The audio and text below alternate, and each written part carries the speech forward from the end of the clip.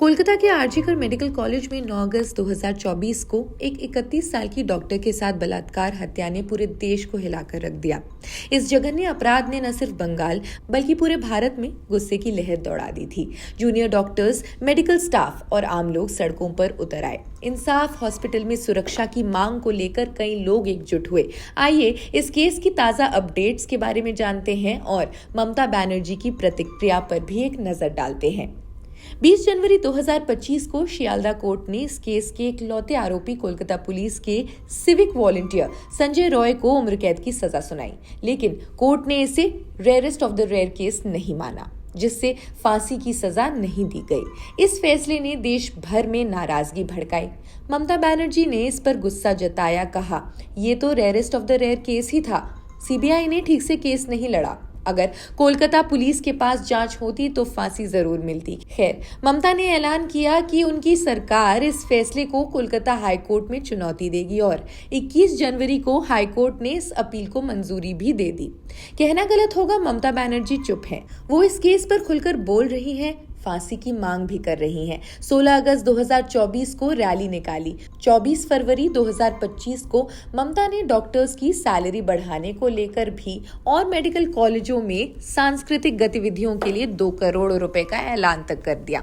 लेकिन उनके शुरुआती बयान जैसे हत्या को आत्महत्या बताना और पूर्व प्रिंसिपल संदीप घोष की नियुक्ति को लेकर खड़ा होता विवाद पूरे देश में शिक्षा प्रणाली में हो रहे घोटाले की पोल खोल कर रहा है। बीजेपी के कुछ लोग ममता पर लीपापोती का आरोप लगाते हैं, कहते हैं वो सिर्फ सियासी नुकसान से बचने की कोशिश कर रही हैं। 13 अगस्त 2024 को कोलकाता हाईकोर्ट के आदेश पर केस कोलकाता पुलिस से सीबीआई को सौंपा गया। सीबीआई ने संजय रॉय को मुख्य आरोपी बताया, लेकिन पीड़िता के माता पिता और प्रदर्शनकारी कहते हैं और लोग भी शामिल हो सकते हैं। सीबीआई अब भी संदीप घोष और अन्यों को सबूतों से छेड़छाड़ के लिए जांच रही है। 14 और 15 अगस्त को आरजीकर हॉस्पिटल में तोड़फोड़ भी हुई। इसमें 25 लोग गिरफ्तार हुए। ममता ने इसके पीछे बीजेपी लेफ्ट की साजिश का आरोप लगाया, जिसे बीजेपी ने खारिज किया। जूनियर डॉक्टर्स ने 21 अक्टूबर 2024 तक भूख हड़ताल की, जो ममता से मुलाकात के बाद खत्म हो गई। अब अपराजिता बिल, जनता का गुस्सा। ममता की सरकार ने सितंबर 2024 में क्या क्या किया? अपराजिता बिल पास किया। इसमें बलात्कार और हत्या के लिए फांसी की सजा का प्रावधान है। ये बिल राष्ट्रपति की मंजूरी का इंतजार कर रहा है, लेकिन पीड़िता के माता पिता और जनता का गुस्सा कम नहीं हुआ। 6 अगस्त 2025 को पीड़िता के माता पिता दिल्ली आ गए।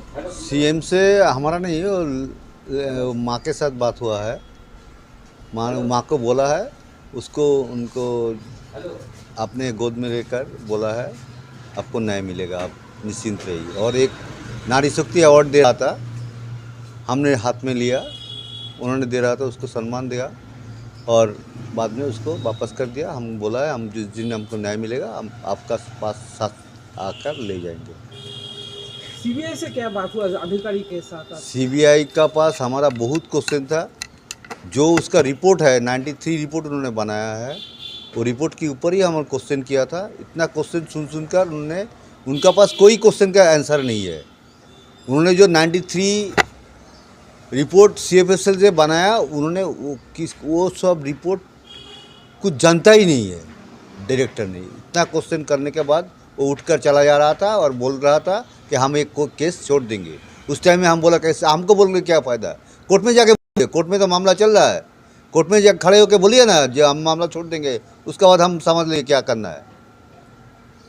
लेकिन फिर उठ आके बैठा और हमारे साथ बातचीत भी किया और उन्होंने बोला है सप्लीमेंट्री चार्जशीट देगा, यही बोला है। 3 बार करके बोला है सप्लीमेंट्री चार्जशीट देगा, सप्लीमेंट्री चार्जशीट देगा, हमको विश्वास दिलाने के लिए।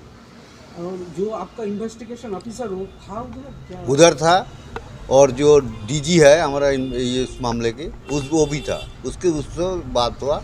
उन्होंने हमारा जो क्वेश्चन है वो क्वेश्चन का आंसर उन्होंने नहीं, उसका पास नहीं है और वो मानने का भी तैयार नहीं है। गृह मंत्री और सीबीआई डायरेक्टरेट से मुलाकात की। रानाघाट और जयनगर के दुर्गा पूजा समितियों ने ममता के ग्रांट को भी ठुकरा दिया। पीड़िता के इंसाफ की मांग की गुहार लगाई गई।